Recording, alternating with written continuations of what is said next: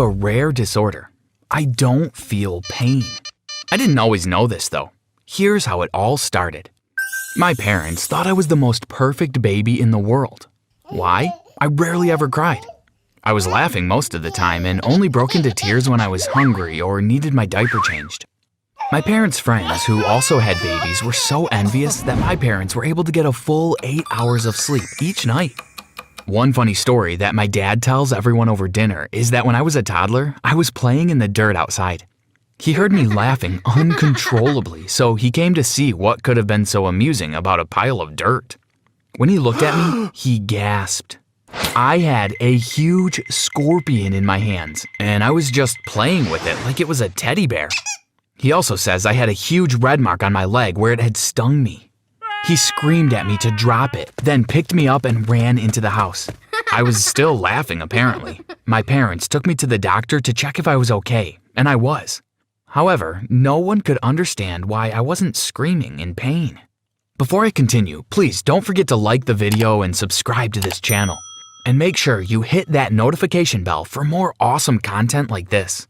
I had 2 older brothers who were always pushing each other around, and when I was big enough to play their wrestling and boxing games, they included me too. They were always hitting or punching me, and instead of crying, I just hit and punched back harder. They'd often stop the games because they were in so much pain. I found it all amusing because I felt nothing. When I was about 6, my family and I were on the beach, and my mom got a sea urchin stuck in her foot. She screamed and shouted in pain. Then she burst into tears. My father tried to pull it out, but the more he tried, the more it hurt. I really couldn't understand why it affected my mother so much, so I went into the sea and caught another sea urchin. I dropped it onto the sand and jumped on it. It tickled.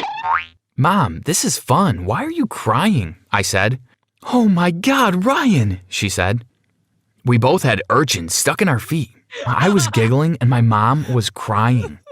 My poor dad had to deal with it all. He drove us to the hospital where they helped us to remove the spikes. For my mother, this seemed unbearable, but it didn't affect me at all. And I guess that is when I realized I was a bit different. I decided to use this difference to my advantage. At school, I developed the nickname Fearless because I was always doing the most outrageous stunts. I'd climb to the top of the monkey bars and deliberately throw myself down.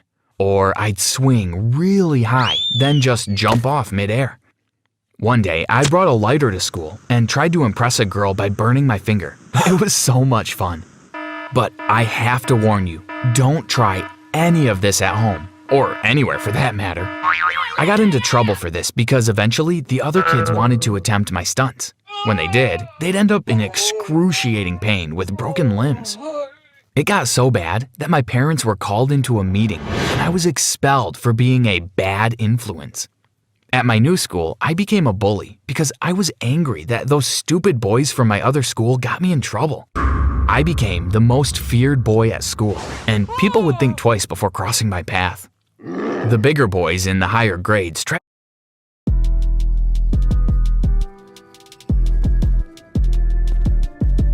to mess with me once, but I beat them up so badly that they learned to stay away from me. They were so shocked when I only laughed at them while they punched and kicked me. I have to admit that part of me really loved the attention and respect. I would do things just for the thrill and attention. For example, one afternoon, my parents decided they'd take us kids out to enjoy a cool stroll in the zoo. After laughing at the penguins and observing the zebras, I began to feel a bit bored. As we approached the lion's pit, I got a bright idea. Ryan, no!" my mom screamed, but it was too late. I had already jumped in. I walked around making funny faces at the lions while the crowd screamed for me to get out. Many people had already taken out their phones and they were recording. I ignored them because there was a cute little lion cub approaching me. I ran towards it and picked it up. Suddenly, I heard more shouting. "Ryan, look out!" my dad said. Before I could even turn around, a lioness, the cub's mother I guess, jumped on my back and bit my arm. I turned around and pried her jaws apart with my bare arms. Then I laughed and hopped out of the lion's pit. I was bleeding, but I seemed totally unbothered by the whole incident. I went viral that same afternoon. Everyone was talking about me. In the weeks that followed, I became so popular that I was invited by several talk show hosts to talk on their shows. It was all the attention I'd been craving, and more. As a teenager, I continued participating in extreme sports.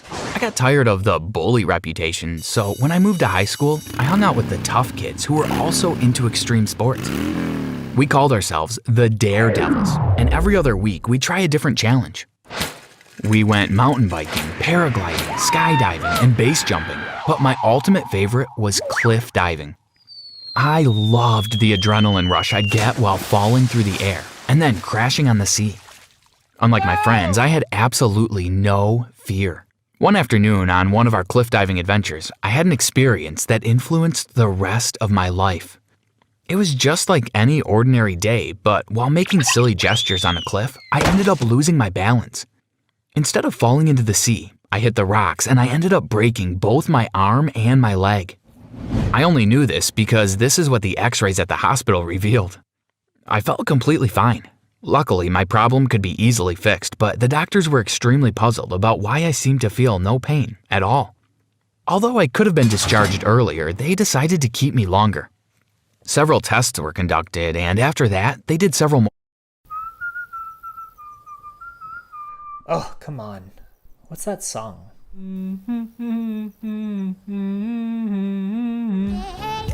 They say, dance for me, dance for me, dance for me, oh, oh.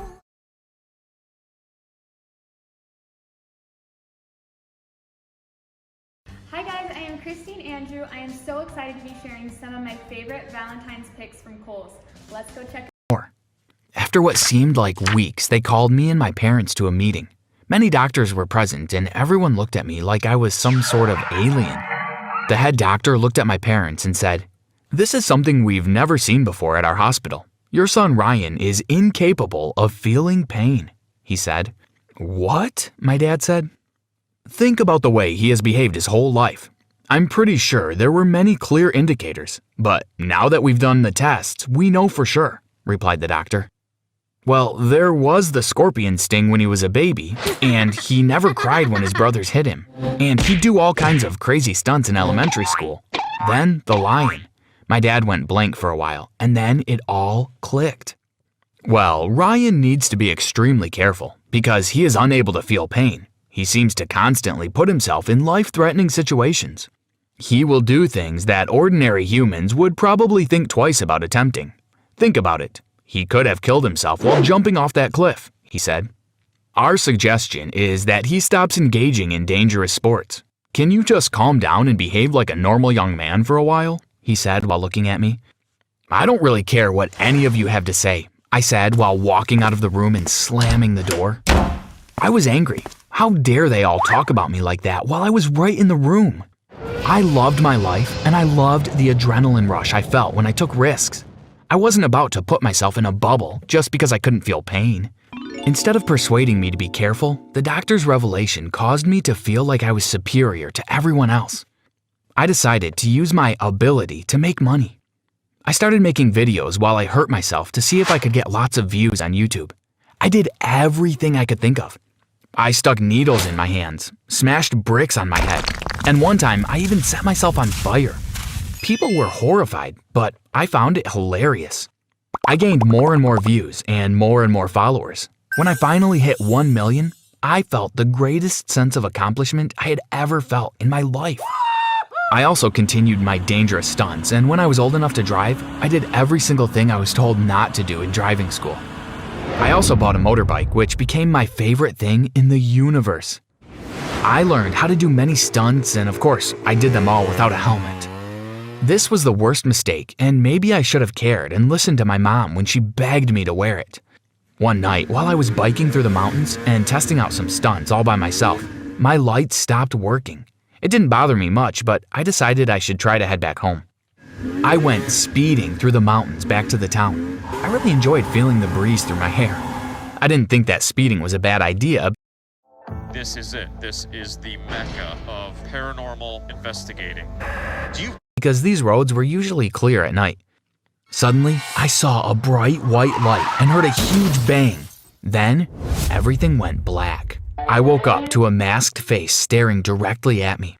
I looked around and realized I was in an operating room. I looked at my body and realized I had many cuts all over. The surgeons were trying to stitch me back together, and it looked really gross. I didn't feel anything, but just seeing myself like that really upset me. I was given a few sleeping pills, and when I woke up hours later, my parents were sitting by my side. "Oh, Ryan, my love, what have you done to yourself now?" my mom said while wiping the tears off her face. "What do you mean, Mom? I just feel a bit drowsy, but I'm perfectly fine," I said while trying to sit up. But I couldn't move. I tried and tried again, but nothing worked. "What happened to me?" I asked. "You were in a really horrible accident. You were paralyzed from the waist down, and you might be confined to a wheelchair for the next 3 years, honey," my mom said. "But that can't be. I didn't feel anything," I said, shocked. At that moment, the doctor walked in. "Although you don't feel anything, you have badly injured yourself. Your body needs time to heal. After 2 or 3 years, we'll get started with the physical therapy to help you walk again."